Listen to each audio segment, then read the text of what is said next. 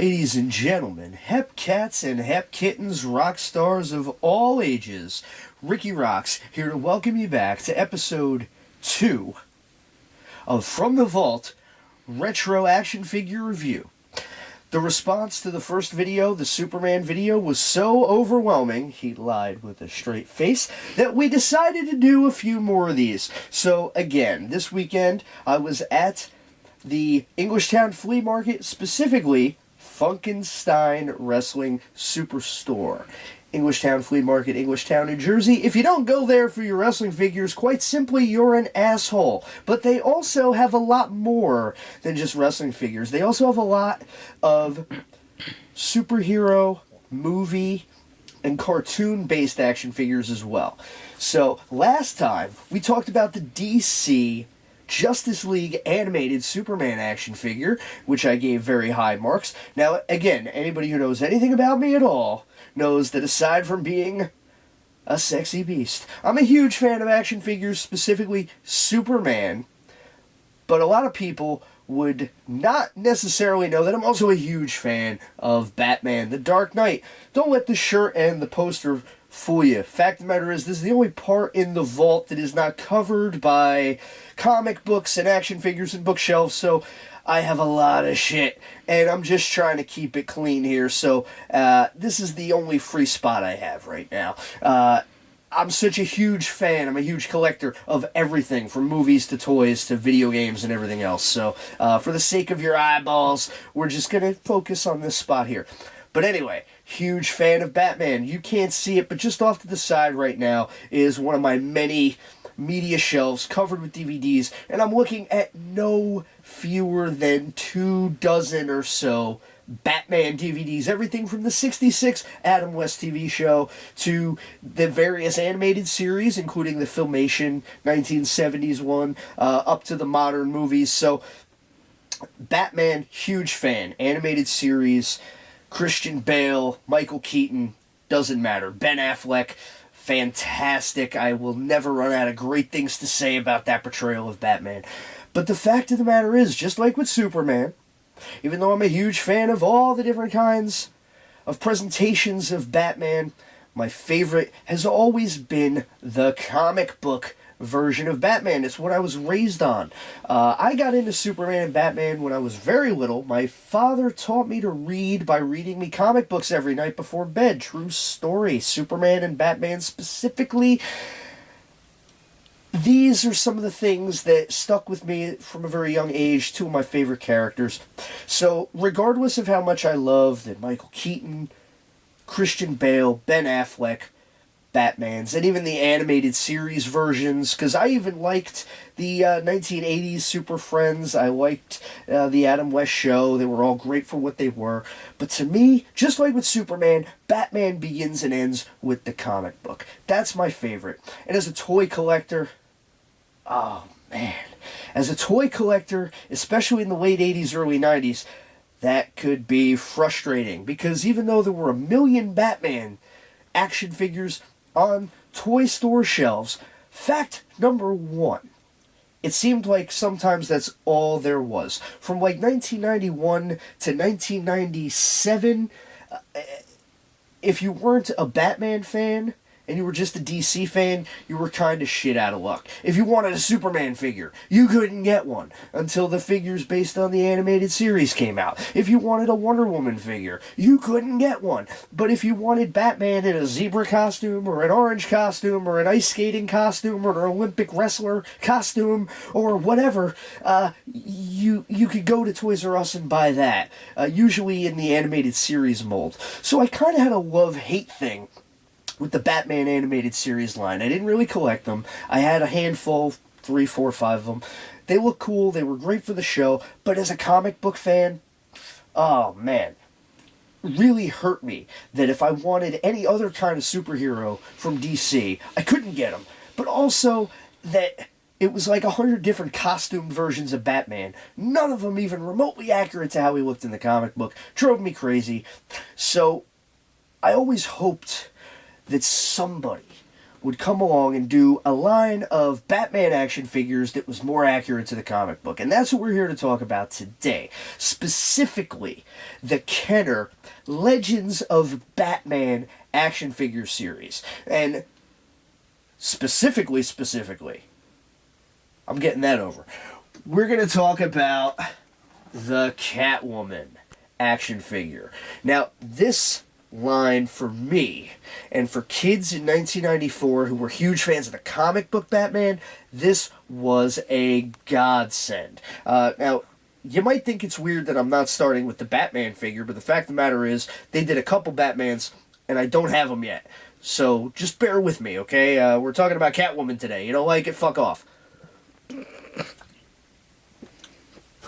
Moving on. So, as a kid, when Brother, I already explained that to you. It was a scavenger hunt. I was flipping through Wizard magazine, dating myself incredibly here. But if you were a comic book fan in the 90s, you read Wizard magazine, and you would see ads for these figures. Get a nice shot of this here. I love everything about this.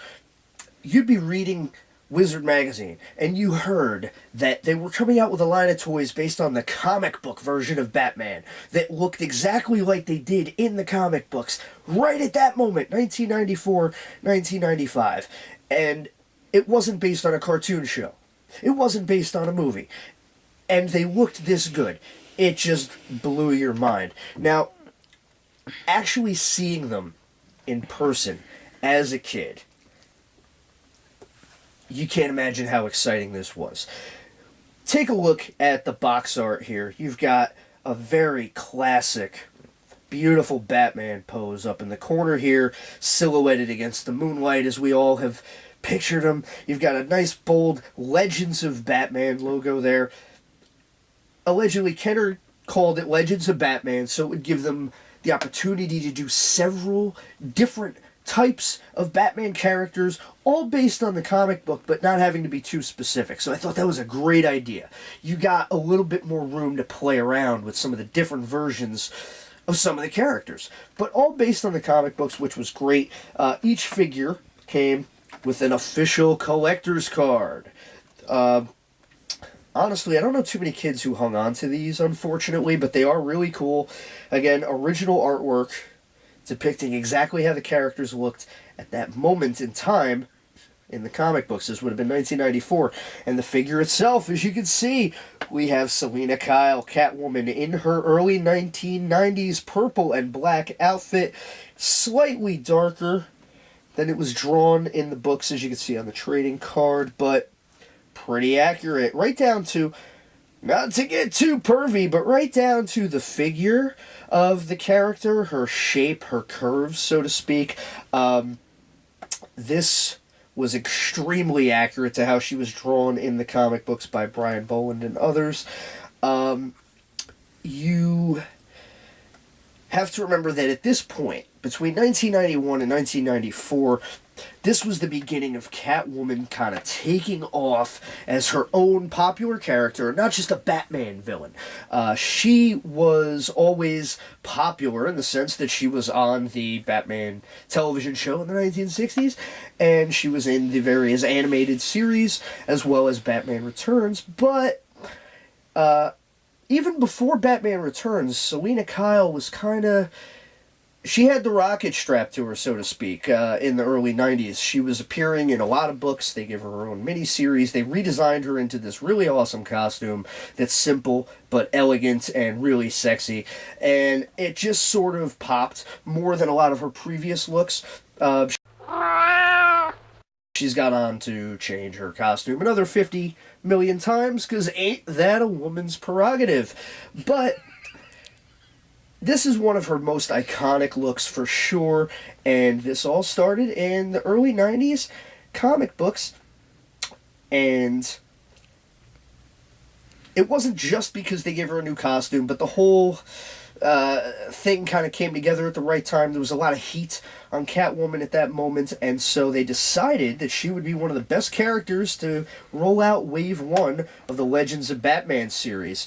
And there were a lot of really great figures in Wave 1. We're going to take a look at the back of the package here, and you can take a good look at the rest of Wave 1, and you'll see that there were a few different Batman variants. Including a basic Crusader Batman. He was the basic version of Batman that I don't have. At least I don't think I do. He might be in a box somewhere, but as of now, I don't have him. Now, as a kid, I did have, and still have, we'll talk about it one day, the Nightwing figure. Another great thing about this line, it made it so hot. These figures jumped off shelves when they came out, and you couldn't find them. You'd have to go to the flea market and pay twice as much. They came out for like $5 to $6, you'd pay like 12 to 15 then. And part of the reason why they were so hot is that not only was it the first comic book Batman line of toys. Remember, Super Friends, Superpowers, that was based on a cartoon show. Batman the Animated Series, based on a cartoon show. Even the Kenner movie-based lines. Those were based on movies. This was the first Batman toy line based specifically on the comic books. But not only that, the very first action figure for some of these characters, including Nightwing. This was a huge get back in 1994. Everybody had to have Nightwing. This was the first ever Nightwing figure.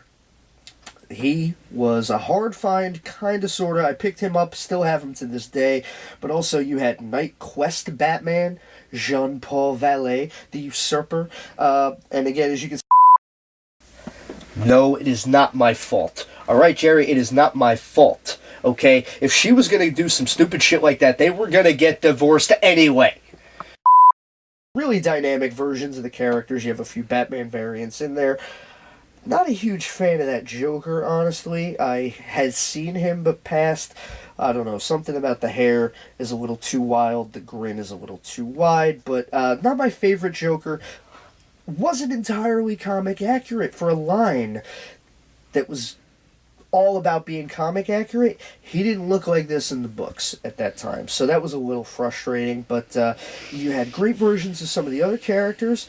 But today we're going to talk about Catwoman. As you can see, she comes with a few different accessories, including her iconic whip, a net, a couple other things that I guess we'll find out when we take it out of the package.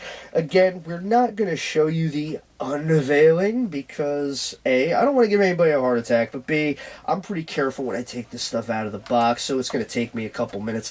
Although the blister pack's peeling in a couple spots, so this guy should pop right out. I do plan to keep the cardboard, as I often do with some of these, because it's just such beautiful artwork. I really wouldn't want to get rid of it. Sometimes I just keep the plastic and just some Scotch tape holds it back together, and then if I want to keep this like this for display, I can. If I want to put her on display by herself, I can. But the fact of the matter is, I've been waiting since I was a little kid to get my claws on Catwoman. That sounded dirty, but we're going to be right back, and we're going to pop this sucker out, and we're going to go over it together. Okay, so once again, just like the Superman figure, really easy to get this figure out of the package. Thank God for 25-year-old glue on blister packs, because this sucker popped right out. I didn't even have to get halfway through the shell. Most of the blister is still on the package, so really easy to keep that in shape for display if I feel like it, which I probably will, because this figure's got a couple loose parts I do not want to lose, including the trading card. But so what you get, obviously, is the Catwoman figure with your basic 5 points, technically, of articulation. We'll talk about that. I do have a couple small complaints about this figure. No, not really complaints, nitpicks. It's awesome. I love the figure. We'll talk about the figure. But in addition to the figure, you get the iconic whip that Catwoman has to have. If you're not going to give the figure a whip, why even bother making a Catwoman figure, right? You have to have the whip. This one is fine. It fits right in her hand. It's just a soft rubber, slides in, firm, snug grip. Nothing too fancy. It's just a flimsy rubber piece, but it doesn't feel like it's going to break or anything. You can twist it, and, you know, it's going to hold up forever. You could put it in storage, a Ziploc bag, not worry about it. I would, for display, if I was going to display this figure loose, I would keep it in her hand. I would want to get a base. We'll talk about that. But, yeah, the whip, even if it just came with the whip, it would be worth it, but it comes with a few extra things. The figure comes with a grappling hook, which they didn't cheap out on this. You've got a really long grappling line here for Catwoman. Catwoman could grapple up the side of your house with no problem with this here. It's about a 1.5 feet long of string. They didn't cheap out on that part. It's very simple snap-on accessory, attaches at the waist of the figure, and, you know, all you'd have to do here is you'd find something that these little hooks could actually fit into. Got them all tangled up here. And so, you know, you just kind of hang it off like there, and then Catwoman would just kind of hang like that, and then from there, you just pull the wire on her back, and she'd zip right up the line. Don't want to spill my beer, but you get the idea. That's how that works. Pretty cool, actually. A few figures back in the day had similar accessories, so it was pretty standard. Not fancy, but got the job done. Again, these guys probably came out for about $5 to $10. Oh, you probably didn't pay that for them. Like I talked about earlier, you usually had to find these at the flea markets for about 10 to 15. But so, pretty basic action accessory there, pretty cool. And she comes with a net, which is a net. You would throw this on another figure. It's weighted at the four corners. That's actually pretty cool. You would just throw it over another figure like that, and it would capture them. But again, not a lot of figures even back then had a lot of accessories. So, you know, you get the grappling hook, the net, and the whip. In addition to the figure, and the figure itself was really kind of ahead of the game for 1994, so you really couldn't complain at the price point. Also, you'd get a really awesome trading card, which was in its own plastic sleeve inside the plastic packaging, which I thought was cool. And on the back of the card, it says exactly what's on the back of the package. So they kind of, I don't want to say cheaped out there, but they definitely didn't want to pay the printer twice. It explains that Catwoman, a.k.a. Selina Kyle, has crossed Batman's path many times, both as an enemy and an uneasy ally. This most daring Gotham City cat burglar does her best to outwit both good and evil. With an agile body, she climbs... Oh, boy, you're telling me. She climbs buildings to enact her crimes.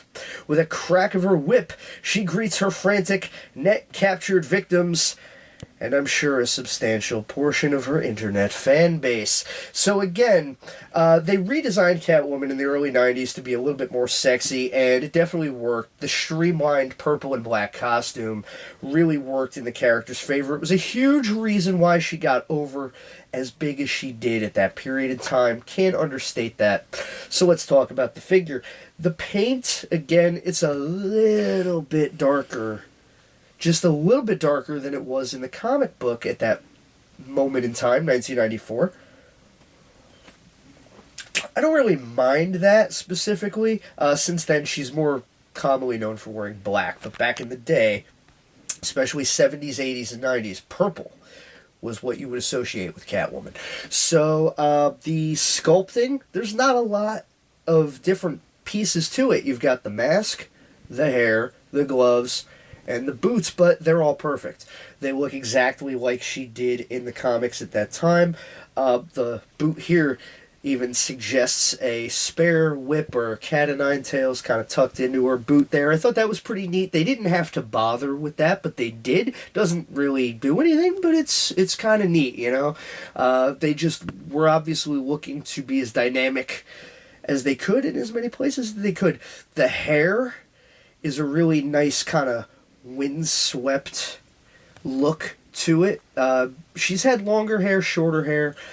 Catwoman. I like the long black hair. I'm a sucker for that on chicks. But, you know, that's what she looked like in 1992, 3, 4. And this was the first figure. I'm not sure what the first Catwoman figure was. It was. I'm almost positive it would have. Yeah, Frank's Pickles and Penis Pumps.